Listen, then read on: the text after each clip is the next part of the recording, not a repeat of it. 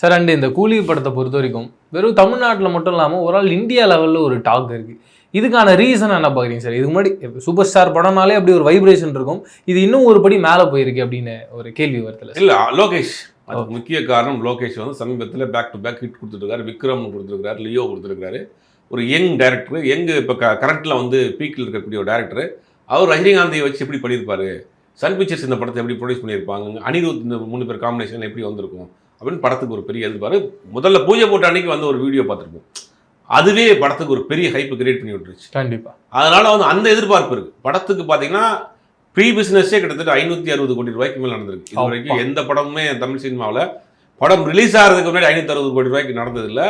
அமெரிக்காவில் கூட படத்தினுடைய ப்ரீ புக்கிங் ஓப்பன் பண்ணிருக்காங்க. ஓகே, அது கிட்டத்தட்ட ஒரு நாள்லேயோ 2 நாள்லேயோ வந்து 4 கோடி ரூபாய்க்கு மேலே ப்ரீ புக்கிங்கே நடந்திருக்கு. அட்வான்ஸ் புக்கிங்கே 4 கோடி ரூபாய்க்கு மேலே அமெரிக்காவில் மட்டும், யூஎஸ்ல மட்டும் நடந்திருக்கு. அந்த மாதிரி ஓவர்சீஸ் பிஸ்னஸ் வந்து ஒரு பெரிய பிஸ்னஸ். ரஜினிகாந்த் தமிழ் சினிமாவில் எந்த நடிகர்களுக்கும் இல்லாத ஓவர்சீஸ் பிஸ்னஸ் இருக்கு.